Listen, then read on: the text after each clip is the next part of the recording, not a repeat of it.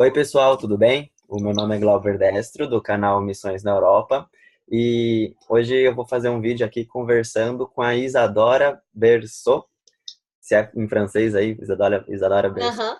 E ela foi algumas vezes para a Grécia. E hoje a gente vai conversar sobre a Grécia. Acho que é um país no qual a igreja brasileira, a igreja evangélica, pouco deve conhecer sobre esse país, Uhum. né? O cristianismo. Então, vamos lá. Oi, Isadora, tudo bem? Olá, tudo bem? Graças a Deus. Ok. Você é do Rio de Janeiro, né? Sou do Rio de Janeiro. Deu pra Não dá pra perceber negar o já. sotaque. Ok. Então, Isadora, quantas vezes você já foi para a Grécia? Fui duas vezes, uma em 2015, com o grupo da Faculdade Batista Pioneira do Rio Grande do Sul, para uma viagem de extensão e arqueologia bíblica. Então a gente passeava um pouco nos lugares que o apóstolo Paulo passou, a gente visitava muito museu, fazia algumas excursões. E na segunda vez foi em 2016, quando eu fui servir no campo de refugiados lá em Lesbos, no campo Mória. Uau! E como você vê a Grécia hoje? A Grécia é um país encantador? O que você acha da Grécia? É lindo! Poxa, é o melhor país do mundo, na minha opinião, né? Mas eu sou meio apaixonada, assim. E, na verdade, quando eu comecei a me interessar pela Grécia, na verdade, foi depois que Deus mandou os mantos, assim, eu entendi o recado. E aí eu comecei a orar em relação à Grécia e vi que tinha pouquíssimos cristãos. Na verdade, dá menos de 2% da população. E hoje em dia, com a crise que ela tem vivido também, muitos gregos têm saído do país deles. E um desejo que eu sempre senti no meu coração foi em relação ao auxílio de idosos, principalmente, ou dos adultos para idosos. Porque hoje em dia a gente vê muitas pessoas querendo evangelizar os jovens e tal, pensando em alcançar a próxima geração, especialmente as crianças. Mas depois desse meu interesse pelos idosos, eu vi também que a Grécia era um dos países com mais idosos do planeta. Está entre os 15 primeiros assim do mundo. Então eu vi que isso pode ser um espaço bom para trabalhar, para auxiliar, já que a gente não tem tanta procura assim, né? Até que no Brasil também a gente vê muito pouco se falar sobre isso, então eu tenho muito interesse em trabalhar com os idosos também por lá. Amém, que legal. Realmente é muito importante isso. E quando você pensa aí, quando vai ser a próxima vez que você vai para lá? Olha, eu queria muito ir agora no próximo inverno. Eu estou voltando a trabalhar com fotografia de novo para ver se eu consigo juntar dinheiro para fazer essa viagem novamente e ir para o campo de refugiados de novo. Porque apesar de eu ter ido em 2016, a gente está em 2018, as coisas por lá só têm piorado, assim. No campo que eu servi, principalmente o último, no campo de Mora, em Lesbos, numa ilha, perto da Turquia, bem perto da Turquia mesmo. Todas as mulheres que estavam lá como refugiadas saíram, foram para outros campos, alguns que são ilegais, né, que não são legalizados pelo governo, e tem a grande maioria que está lá são homens hoje. Só que ainda assim existem muitos refugiados, até em Atenas ou ao redor da Europa, né, na Itália, na França, em vários outros países. Então a realidade dos refugiados continua piorando assim com o passar do tempo. Apesar de todo o auxílio dos voluntários, das instituições que têm realmente ajudado eles por lá, sempre precisa de mais ajuda. Então eu gostaria muito, muito, muito, se for da vontade de Deus, ir no próximo inverno, que é quando tem maior baixa de voluntário, e que realmente precisa, porque o inverno é bem mais rigoroso, então tudo lá fica pior, né? Para tomar banho, para se vestir, tem pouca doação de roupa quente. Às vezes o sapato que tem lá não cabe no pé dos refugiados. Então tudo piora um pouco. A época que eu fui também foi de inverno. Eu peguei logo o começo do inverno, não cheguei a pegar neve lá, porque foi de novembro a dezembro. E aí, quando deu dezembro, quando eu voltei para o Brasil, o inverno lá já estava bem mais rigoroso. Então, creio que é o melhor tempo assim para se ajudar realmente é no inverno. Uhum, entendi. E então você pensa aí o mais rápido possível, né? Seria lá Sim, para a Grécia, né? E você vai como? sim. Você vai com alguma agência missionária, alguma instituição? Eu iria, a princípio, eu iria sozinha de novo, porque assim, quando eu fui pela primeira vez, eu fui com um grupo da faculdade aqui do Sul, então a gente foi em 30 e poucas pessoas para lá.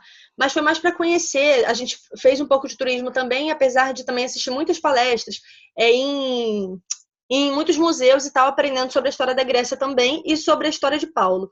Mas na segunda vez que eu fui, já fui sozinha, então foi meio arriscado assim. Eu tenho 23 anos hoje. Então, meus pais não queriam muito deixar eu ir, porque eu iria sozinha para outro continente, seria mais difícil se acontecesse alguma coisa comigo, mas ainda assim eu consegui insistir. e fui. E aí eu fiquei os 3 primeiros dias na casa de um pastor, com a esposa dele lá em Atenas. E aí lá eu conheci alguns projetos também que auxiliavam refugiados, inclusive a igreja deles também, em Atenas. E logo em seguida eu fui para o campo de refugiados e fiquei 2 semanas lá. Quando eu cheguei no campo, antes de eu ir, na verdade, né, eu estava junto com a Eurorelief, que é uma instituição que fica dentro desse campo Moria. Lá, na época que eu fui, tinham 3. A Eurorelief, a Remar e a Samaritan's Purse, que auxiliavam refugiados. Uma dava comida, outra dava roupa, coisas para dormir, material para dormir. E a gente fazia meio que o restante todo, assim. Era a única instituição que ficava praticamente 24 horas abertas no campo. Então, para emergência, a gente estava lá. Então, eu fui sozinha, mas lá eu me encontrava com essa agência. A próxima vez eu iria também, se Deus quiser, com essa mesma agência. E depois, na verdade, depois desse tempo nos refugiados, eu fui para Tessalônica, porque eu tenho um casal de amigos gregos, que eu até comentei com o Glauber já, que moravam, na verdade, em Tessalônica, agora eles estão no Brasil. E lá eu também fiquei com a família deles, servindo um outro projeto social que entregava roupa e comida, na verdade, só comida que a gente dava nesse, em Tessalônica, para refugiados e moradores de rua também. Então, eu iria sozinha, mas se tudo der certo, eu ia me juntar com a Eurorelief também, porque a gente precisa de toda uma série de burocracia, permissão para poder entrar nos campos. Ok, legal. Então, tem algumas coisas que eu queria saber, que eu gostaria que você me ajudasse. A primeira coisa é mais em questão de como é a Grécia. Eu não sei, acho que muita gente aí que vai ver esse vídeo aí não sabe sobre a Grécia na questão bíblica, o que tem de importante na Grécia, no primeiro momento. No segundo momento, ver as questões dos cristãos, se você viu cristãos evangélicos, igrejas evangélicas, nessas viagens que você fez por lá, e depois mais sobre aí os refugiados e trabalho. Mas então, vamos começar aí falando sobre o que tem na Grécia, como é que a Grécia, se você na questão bíblica, geográfica, o que você sabe sobre isso? Na verdade, eu também sei pouco, continuo estudando, né, tentando descobrir um pouco mais, mas a Grécia é um berço assim de arte, um berço de mitologia, como todo mundo conhece muita coisa sobre mitologia que veio de lá. E quando a gente foi, principalmente pela primeira viagem, né, que foi que a gente estudou um pouco mais, a gente viu que, na verdade, a Grécia foi cenário para muitas passagens do apóstolo Paulo. Inclusive aquela que é bem famosa, que ele prega na Acrópole sobre o Deus, que ele fala, o Deus que não tem nome, né? E aí depois ele fala que esse Deus a quem eles construíram uma estátua era o Deus que ele servia. Então, biblicamente falando, a gente tem muitos episódios que aconteceram na Grécia. Hoje em dia, especialmente falando em relação aos cristãos, a gente não vê muitas igrejas evangélicas. Eu acho que porque a gente está também numa realidade, eu estou agora, né, numa realidade de Brasil de novo, e no Brasil a gente vê igreja evangélica em cada esquina. Eu moro em São Gonçalo e minha cidade tem muita igreja evangélica, muita mesmo. Então, quando a gente chega na Europa, principalmente, a gente vê que essa realidade não é tão forte para lá. Na Grécia, em especial, eu vi pouquíssimas igrejas evangélicas, muito poucas mesmo. E eu acho que também por essa realidade de ter poucos cristãos. Na verdade, a maioria dos cristãos que tem lá, sem ser cristão, como a gente chama aqui no Brasil de evangélico, que são os cristãos ortodoxos, que são a maioria lá também, a gente vê muito mais igrejas ortodoxas. E a gente vê até, por exemplo, quando a gente passeava em alguns sítios arqueológicos, algumas coisas assim, a gente vê muitos deles vestidos de preto, e aí, eu não sei nem qual o nome que se dá para eles.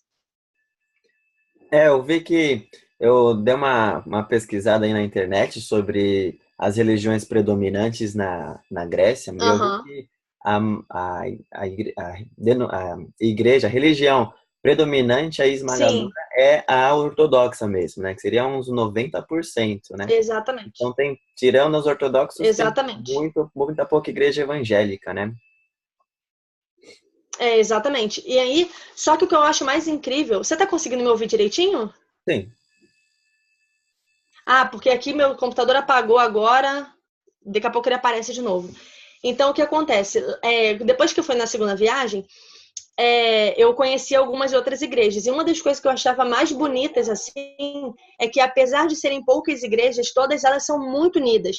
Por exemplo, você vê uma igreja em Atenas, que conhece um pastor em Tessalônica, e daí eles têm um contato, eles têm uma aliança, e na própria Tessalônica, quando uma igreja determinada evangélica, como uma pentecostal, uma assembleia, fazia algum evento, por exemplo, todas as outras estavam unidas e participavam e ajudavam junto.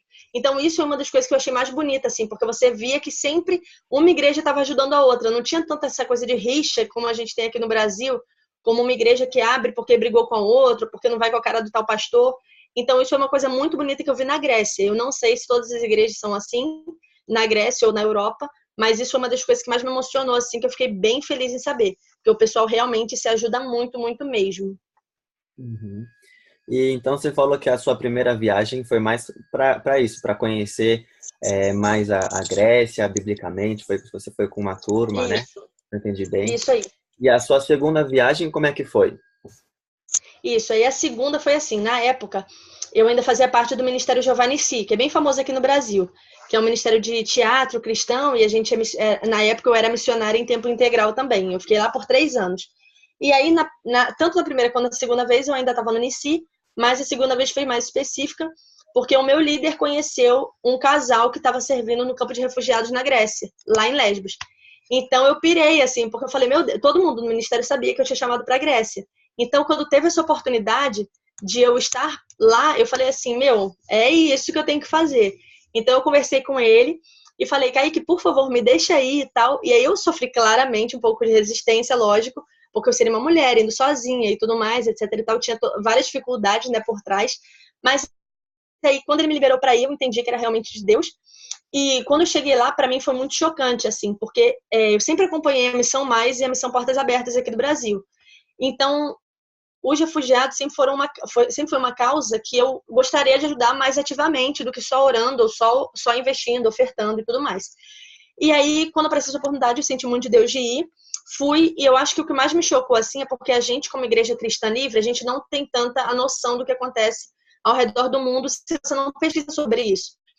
E, especialmente na Europa agora, com a questão da guerra da Síria, etc., a gente vê muitos refugiados migrando. Então, quando eu cheguei no campo de refugiados, a primeira impressão que eu tive, óbvio que eu não vivi a época da Alemanha nazista, mas eu senti como se eu estivesse no Holocausto, assim, sabe? Porque era uma coisa muito triste, porque eles ficavam num campo, e aí, na verdade, era uma antiga prisão, era como se fosse uma prisão que foi fechada especificamente para construir o campo, e aí tinham 2 barreiras, assim, de cada lado de grade, né? E aí em volta, isso no corredor que a gente subia, para ir para a ala que a gente ficava esperando as instruções para a gente poder trabalhar.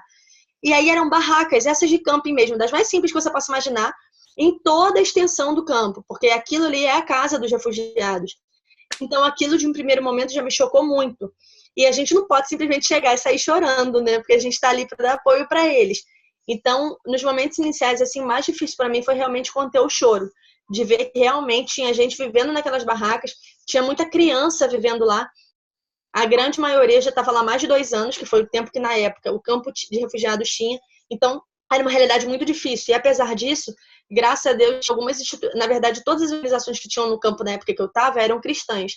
Então, apesar da gente não poder falar abertamente de Jesus para os refugiados, sempre que eles vinham até nós perguntando, a gente podia responder.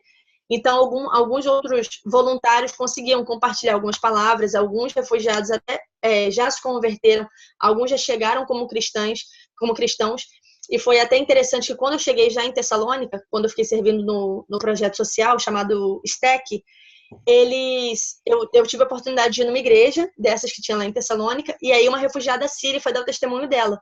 E era época de Natal, era quase dia 20 de dezembro, e era um jantar específico para as mulheres naquele dia. E aí ela foi compartilhar o testemunho dela e disse que, graças a Deus, digamos assim, ela tinha se tornado refugiada, porque ela saiu da Síria e, por ter chegado à Grécia, ela pôde encontrar liberdade para servir a Deus. Porque desde alguns anos atrás, ela sentia que a religião islâmica não era uma religião boa para ela, mas que ela não tinha o que fazer, né? Porque ela podia morrer, enfim, se ela trocasse de religião. Então, mesmo no pior momento assim que ela viveu na vida dela, assim como acho que qualquer refugiado vai dizer que estar em refúgio é a pior situação que ele enfrentou na vida até hoje, aquilo ali representou de alguma forma uma liberdade para ela, porque ela pôde a partir dali servir a Deus.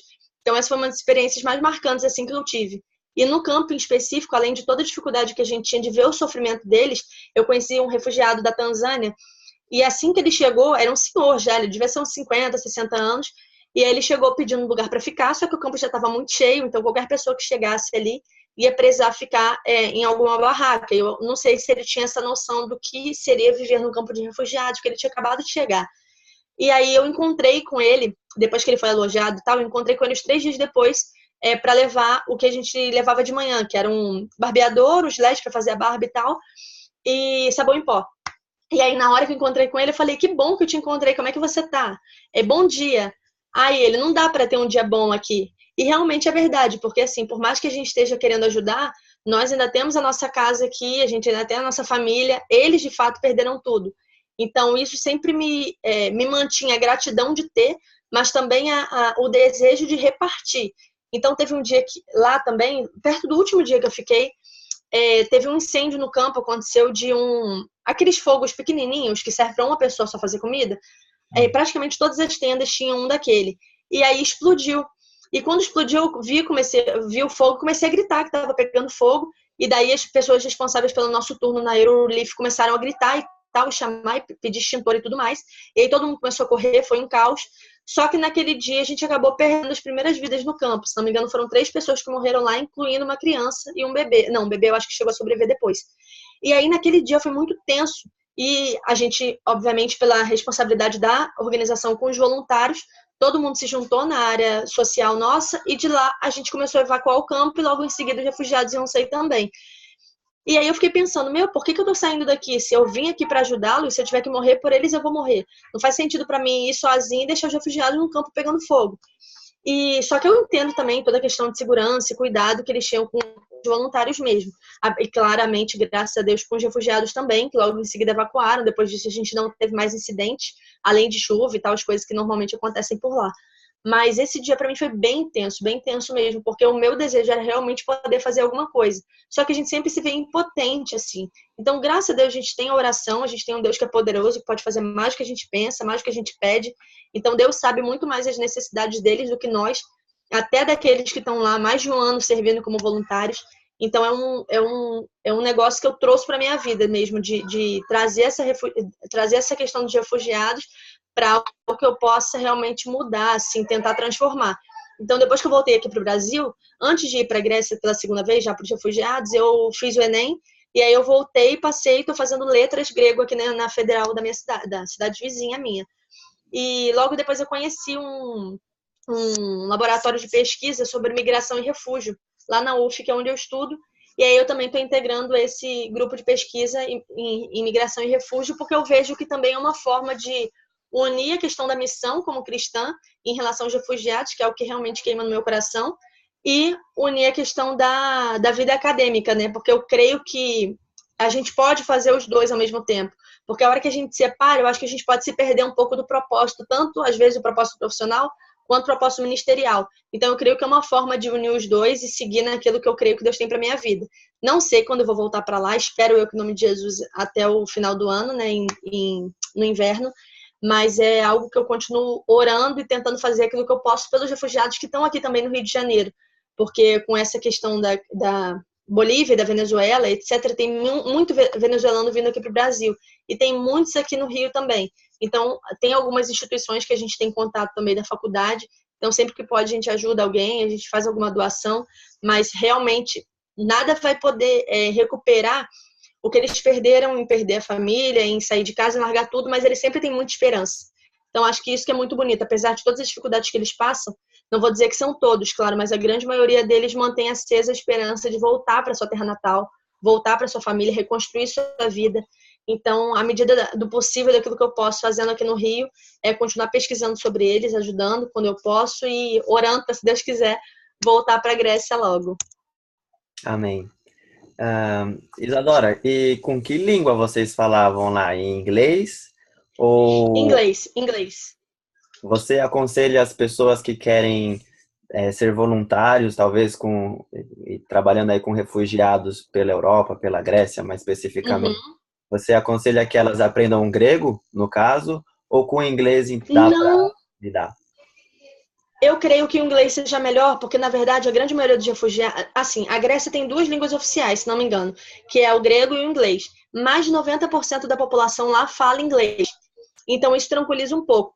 Como a maioria dos voluntários também fala inglês, apesar de ter os tradutores específicos lá de árabe, francês, outras línguas que são comuns entre os refugiados, a língua base de comunicação é o inglês. Então, para esse momento, acho que o mais importante mesmo seria aprender o inglês. Até porque para você aprender o grego é muito difícil. Eu estou fazendo grego na faculdade, mas o grego que eu aprendo é o grego antigo, dos tempos bíblicos e tal. Não é o grego moderno que eles falam hoje.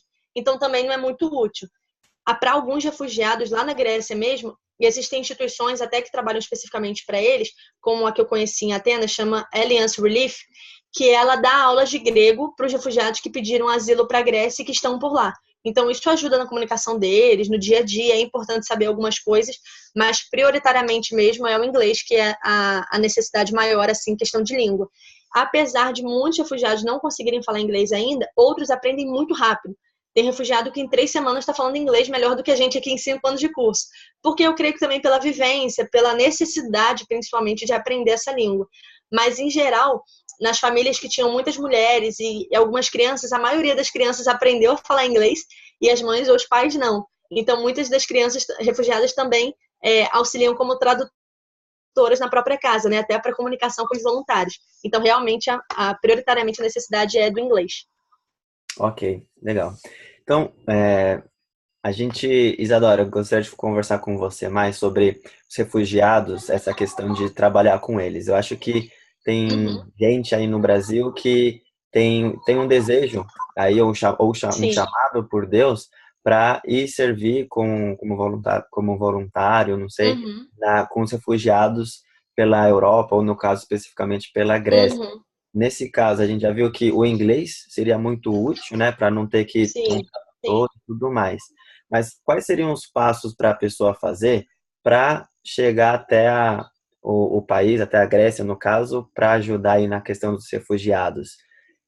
Que agências tem que ir, ou não precisa de uma agência, como no teu caso, chegando lá você já se voluntariza e já começa a ajudar lá? Como é que funciona isso, o processo?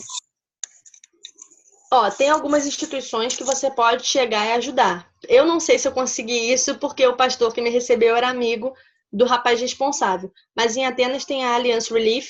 Eu acredito que você consiga chegar lá aí como voluntário, mas é bom você ter alguém que você já conheça para te auxiliar no tempo que você estiver lá.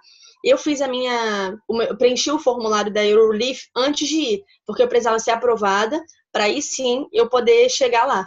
Então, especificamente para que eu fui, eu não tô com o papelzinho aqui, depois eu pego, da Eurorelief, eu entrei no site deles, preenchi um formulário, todo em inglês. Basicamente, eles fazem perguntas normais e perguntam se você já teve síndrome do pânico, se você tem algum problema de depressão, algo do gênero, até pelo cuidado com o voluntário mesmo, porque pelas experiências que ele pode passar dentro de um campo de refugiados. Porque é uma realidade muito diferente da nossa, que tem uma vida comum, que trabalha, que estuda e tal. Então, é necessário ter esse preparo psicológico, assim. Lá, aí depois que eu preenchi esse formulário, eu aguardei alguns dias por e-mail, e aí depois eles me responderam dizendo que eu tinha sido aprovada e que eu poderia ir. Aí você precisa dar uma data. Em geral, na época que eu fui, você precisava ficar pelo menos 2 semanas lá. Então você precisa arcar com todo o seu gasto. Para ficar lá, você gastava em média uns 30 euros por dia, além da passagem que você vai precisar comprar. E de Atenas para Lesbos, que foi onde eu auxiliei, a passagem de ida e volta de navio dá uma média de R$ 400. Então, você paga de Atenas para lá. Graças a Deus, assim, os gregos são muito receptivos. E todos os gregos que vêm da Grécia para o Brasil falam isso, e os brasileiros que vão para a Grécia também. Porque acho que porque o brasileiro também é muito assim, tipo, querer se ajudar, ser mais solidário e tudo mais, eles são muito assim. Especialmente com brasileiros. Era até engraçado quando eu chegava no campo, e eu falava para algum refugiado que perguntava de onde eu era, eu falava que era do Brasil, eles logo falavam, Neymar, Neymar. Porque o futebol acho que é uma das coisas que realmente as pessoas lembram, né? As crianças, especialmente, o tempo todo gritavam, queriam brincar, e como eu sei jogar um pouquinho de bola, eu fazia uma graça lá com os meninos, eles adoravam, assim, os refugiados pequenos, das crianças. E também os projetos dentro do campo para auxiliar refugiados, e uma das coisas que eu acho que são mais importantes também, no campo, eu não tenho formação nenhuma para auxiliá-los, mas, por exemplo, psicólogos, assistentes sociais, médicos, isso sempre precisa muito, porque lá tem essa carência. Então, se a pessoa tiver alguma formação, por exemplo, na área da saúde, algo do gênero, é algo realmente que vale muito a pena passar um tempo servindo lá. E você precisa, logicamente, desse tempo livre. Na época que eu fui, eu estava como missionária em tempo integral, E aí eu consegui uma pessoa para me substituir, uma amiga minha que ficou no último mês que a gente ainda tinha de compromisso de agenda. E aí eu pude ser liberada para ir tranquilamente e voltar. Então, uma média que você gasta, por exemplo, para lá, além da passagem e tal, não, uns 30 euros, que é os 10 reais de alojamento pela Eurorelief mesmo, que eles têm uma casa que hospeda os voluntários, e mais uns 20 reais, mais uns 20 euros que é o que você gasta de comida ou transporte, algo assim. Essa própria organização que eu fiquei tinha o transporte, o traslado, né, que te levava te buscava no navio, no porto, te levava para o alojamento, e do alojamento te levava para o campo, e do campo para o alojamento. Então, você não tinha tanto gasto com isso, às vezes sobra comida no campo também. Em geral, em café da manhã não sobrava tanto, mas a janta, que foi os turnos que eu fiquei mais à noite, sobravam bastante. Então, e aí dava para você comer também. Logo do lado de fora, assim, tem tipo um quiosquezinho, como se fosse um food truck. E aí dá para se alimentar também a um preço bacana, então dá para se virar. A média do que você gasta, assim, deve dar por volta de uns 6 mil reais, por aí. Eu fiquei um mês e pouco lá, mas também porque na época que eu fiquei em Tessalônica, no STEC, eu fiquei na casa desses familiares gregos meus. Meus não, meus amigos, né? Então, isso me ajudou a não ter tanto gasto com comida e hospedagem, porque de repente se eu ficasse em um hotel, certamente seria mais caro. Mas em grupo é sempre muito bom também. Então, se de repente você tem interesse de servir na Europa e quer juntar um grupo de amigos, de irmãos da igreja, algo assim, você tem como fazer essa opção de ir com um grupo, alguém lidera a equipe. Por exemplo, a Jocum, inclusive a Jocum aqui do Brasil, esteve lá na época que eu estava. A Jocum, se não me engano, não sei se foi de Recife, acho que foi de Maceió. Um grupo de Maceió foi para lá, então eles ajudaram bastante também. E eles já estavam com os 2 missionários da Jocum lá. Tem muito jocumeiro ajudando. Então também vale a pena, de repente, ir, porque de vez em quando a Jocum faz caravanas. Eles tiveram até agora uma em janeiro, acho que foi dia 17, se não me engano, que eles foram para a Grécia e para a Turquia. Então vale a pena também se juntar a outras instituições, porque de vez em quando aqui do Brasil mesmo sai gente para auxiliar na Europa. Então vale a pena dar uma pesquisada, entrar em contato com essas organizações. Uhum. Legal. Muito boas informações aí para ajudar o pessoal, então, a trabalhar aí com os refugiados. Eu vejo, Isadora, que na Europa, como você mesmo disse, né, tá vindo muitos refugiados e a tendência é aumentar. A tendência é aumentar. Sim. Nós sabemos que já existem certas sérias instituições, entidades, organizações estão trabalhando em prol disso e agora precisam com certeza de voluntários. E pessoas cristãs evangélicas seria algo especial, algo de Deus para ajudar Com em tudo certeza. isso, né? Faz parte da nossa identidade, amar o próximo, ajudar o necessitado, né? Então, que Deus possa abençoar aí essas pessoas, tocar mais pessoas Amém. como você, como Deus chamou você aí, para ajudar esses refugiados que precisam tanto de ajuda. E testemunhos como esse, Amém. que você falou sobre essa senhora que encontrou o evangelho e tal, com certeza é um de tantos outros testemunhos Sim, de pessoas que estão passando a mesma coisa, né? Que nunca tiveram com certeza. vivo do Evangelho e de repente descobriu a realidade, né? Descobriu a verdade que a gente encontra só em Jesus Cristo. Amém. Então, você gostaria de dizer mais alguma coisa, Isadora? Sim, com certeza. Lembrei de uma coisa também, que lá no campo da Eurorelief, eles tinham uma igreja que atendia os refugiados que quisessem ir para o culto. Então lá falava em várias línguas, né? Tinha árabe, tinha francês, tinha inglês, não lembro se tinha grego, e daí era uma alternativa também para eles se juntarem e se quiserem participar do culto, participar da comunhão, era bem legal, bem legal. A gente teve uma experiência lá, foi bem bacana. E além disso, também uma outra oportunidade que na verdade eu acho que é válido esclarecer, porque tem muita gente que pensa que só tem refugiado muçulmano que veio para matar todo mundo, né? Infelizmente, uma coisa que eu ouço muito, até quando eu fui para a Grécia, muita gente falou isso para mim, e agora que estava vindo muito refugiado para cá também, as pessoas costumam reproduzir esse tipo de discurso, mas na verdade existe uma segurança muito forte na Europa com relação aos refugiados. Então, por exemplo, não é todo refugiado que é aceito, tem refugiado que não consegue asilo, às vezes é injustiça mesmo, às vezes a pessoa tem a necessidade, não consegue, não sei por que motivo, mas por outras vezes é uma questão de cuidado mesmo, porque existe muita questão de tráfico humano, de tráfico de pessoas dentro dos próprios campos.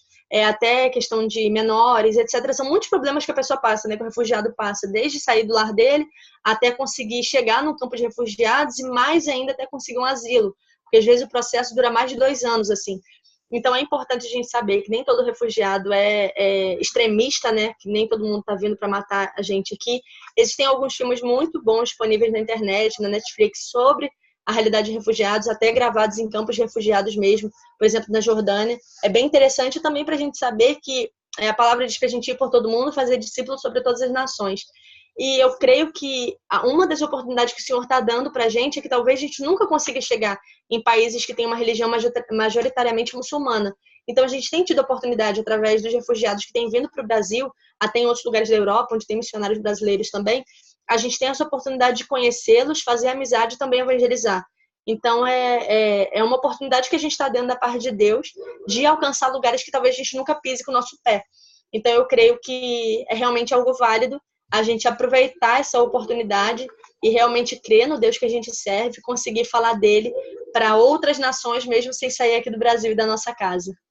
Amém, é verdade. E você tem razão. Eu conheço já que tem outros pastores, igrejas ao redor da Europa que, reconhecendo a grande quantidade de refugiados, eles estão agora tendo ministérios específicos para ajudar e evangelizar esses refugiados. Exatamente. Porque eles são já da janela 1040, de Das países 40. de países não alcançados, né? Amém. Legal. Uma Isso última mesmo. pergunta que eu pensei aqui, talvez seja a última Diga. pergunta, né? Não sei. Como é que é o dia a dia de um voluntário ajudando os Ó, refugiados? basicamente é assim, a gente, na época que eu fiquei, a gente tinha voluntário suficiente para fazer turnos. Então, a gente fazia turnos de 8 horas. Então, por exemplo, a gente chegava, tinha turno de meia-noite às 8, de 8 às 4 e de 4 à meia-noite. E aí a gente ia revezando, durante uma semana você estava num turno, durante o outro estava em outro turno.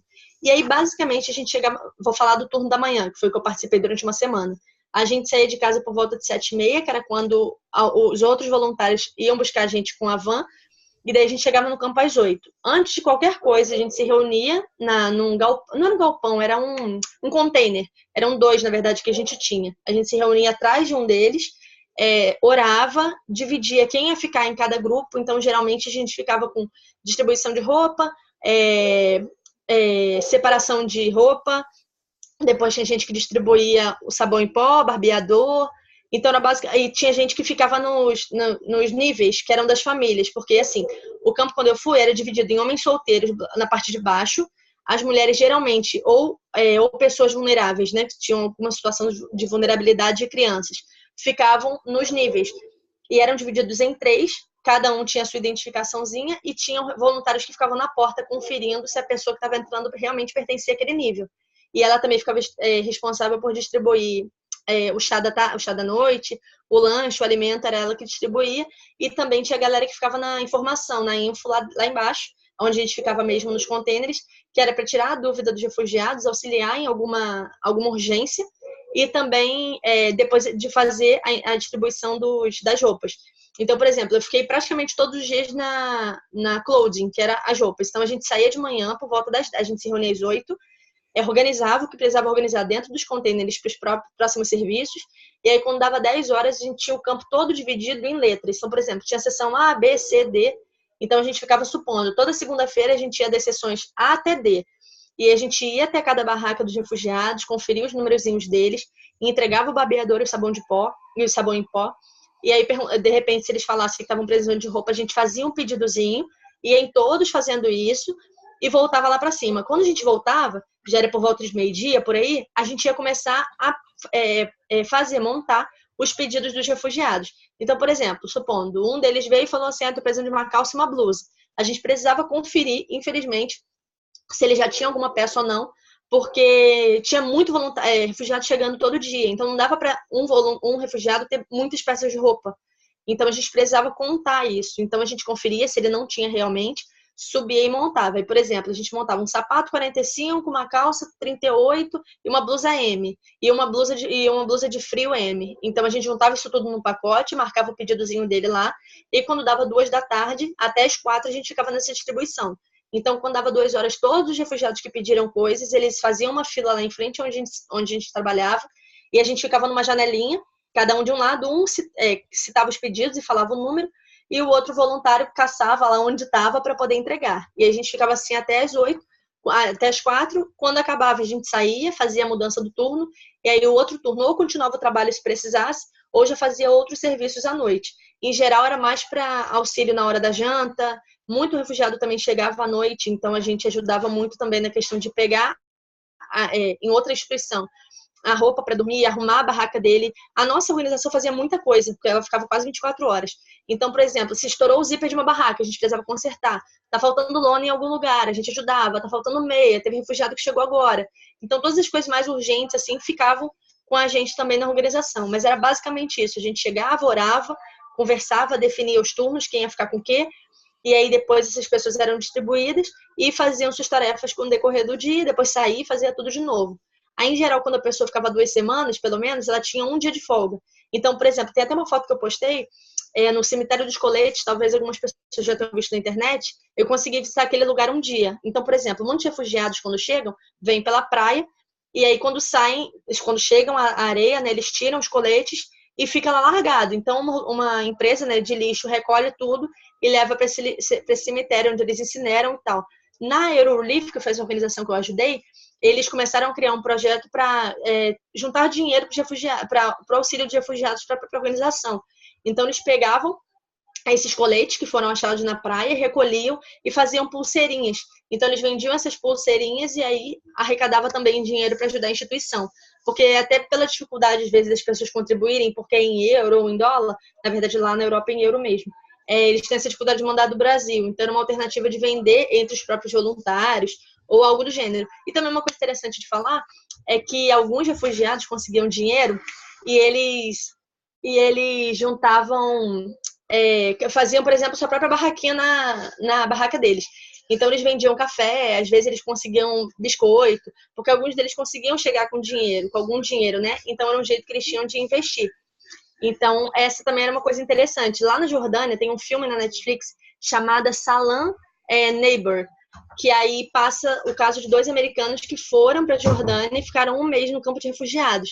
E lá virou literalmente uma cidade esse campo. Gente comprando, gente vendendo, gente vivendo, com casa construída e tal. Então, é uma coisa que não acontece em todo o campo, mas é possível acontecer. Esse campo que eu fiquei tinha, na época que eu fui, uma média de 5.000 refugiados. E eu já achei bem grande, era bem grande mesmo. Tem umas fotos que vocês conseguem encontrar na internet, mas nem todos conseguem ter essa independência financeira que alguns conseguem. Mas eu não sei como eles fazem também, mas o café do pessoal era bem bom e eles até eram bem recíprocos, assim, quando você falava que era visitante, era a primeira vez tomando café, eles em geral te davam o primeiro para você trazer mais gente para tomar também. E a gente que estava ali de voluntário trabalhando o dia inteiro praticamente, a gente tomava bastante café, era o jeito que a gente se mantinha acordado também. Então tinha algumas formas deles se virarem lá por dentro. Amém, que legal. E você falou da questão financeira, de modos de ajudar essas entidades e tal. Uhum. Eu queria saber como é que o brasileiro, ou uma igreja brasileira, poderia ofertar para quais instituições? Você conhece algumas instituições sérias? Como é que Uhum. dá para fazer isso? Tem algumas que auxiliam muito aqui do Brasil também, por exemplo, a Cruz Vermelha, o Médicos Sem Fronteiras, são instituições sérias e que você tem como fazer um depósito mais fácil aqui pelo Brasil mesmo, é só entrar no site. A Eurorelief, que foi onde eu ajudei, você pode fazer a oferta direto pelo site. Então você entra eurorelief.net e aí lá tem a opção de doações. E aí você clica em doações, só que aí o valor é em euro. E aí só precisa cuidar, porque mesmo que você consiga passar no seu cartão de crédito, tem que pensar que vai ter o aumento por conta da taxa de transferência, né, às vezes, da taxa do banco, de repente, e por conta da variação. Por exemplo, o euro hoje está uma média de 4 e pouquinho. Na época que eu fui para comprar e para vender, estava uma média de 4,15, 4,20, por aí. Então, depende do dia, é só pensar nessa questão de que vai ter um possível aumento, mas é bem simples de fazer também. Essa instituição, se não me engano, também tem pelo PayPal, então tem missionários também atuando na Europa. Eu estou até ajudando um campo de refugiados na Grécia também, através da venda desses colares aqui, ó. Vou mostrar para vocês. Ah, eu tô com ele. Aqui, ó. Não sei se vai dar para ver aí. É um mapinha e atrás está escrito assim: Show the peace, share the hope and take them home, que é mostre a paz, compartilhe a esperança e leve-os para casa. E esses cordões auxiliam 2 missionários que estão na Grécia, ajudando os refugiados, na Grécia e na Turquia, e daí eles investem esse dinheiro para o auxílio dos refugiados. Então, ajudo nas vendas aqui do Rio, depois mando para a missionária e ela continua ajudando por lá. Aí eu mando em real mesmo para ela e ela faz a transferência para os meninos que estão lá na Grécia. Mas pelo site das instituições mesmo você consegue ajudar. Também tem a Missão Mais, que aqui do Brasil, que também auxilia refugiados, então também dá para fazer doação pelo site facinho. É só entrar no site deles, maisnomundo.org.br, que você também consegue fazer doações para instituições realmente sérias que têm realmente ajudado os refugiados por lá. Tem muitas outras, entrando na internet, você consegue pesquisar, ver que você mais se identifica, de repente a causa que você mais se identifica, se só para criança, se para questão de médico mesmo, se para questão do auxílio de voluntários, você pode procurar que encontra, mas nesse site tem também. Amém, legal. Eu vou deixar aqui então na descrição desse vídeo Uhum. as instituições que você Isso. conhece, você passa para mim depois, a gente coloca aí junto, as Sim. inscrições para onde que o pessoal pode trabalhar como voluntário, para trabalhar com Uhum. refugiados, e também Sim. alguns sites, agências e missionários no qual a gente poderia ofertar, né? E aí a gente Sim, coloca com certeza. na descrição. Legal, Isadora. Fiquei feliz aí de conhecer mais você, o seu trabalho missionário. Espero que Deus te abençoe muito e que você, Amém. aí no próximo inverno, então, já esteja servindo lá na Grécia. Amém, se Deus quiser. Se não for, com certeza Deus sabe o momento certo para você. Com certeza. Eu espero também, a partir desse vídeo, talvez se não for você, esperamos que sim, mas que vários outros possam, a partir desse vídeo, então, reconhecer a necessidade e correr atrás e servir Em lá nome de Jesus. seja na Grécia, como existem campos refugiados em toda a Europa, né? Então, tem muita coisa para fazer. Uhum. Que esse vídeo possa ser uma bênção para o Com pessoal. certeza. Amém. Então, pessoal, muito obrigado Amém, em aí nome de Jesus. por estar assistindo até o final esse vídeo aqui. E eu vou continuar fazendo mais vídeos contando a realidade de como é que está o cristianismo na Europa. E espero que você possa compartilhar esse vídeo e acompanhar o canal e compartilhar com a tua igreja, para a igreja conhecer mais como é que está o cristianismo na Europa. Ok, obrigado, Isadora. Deus te abençoe. De nada, obrigada a você. Tchauzinho, gente.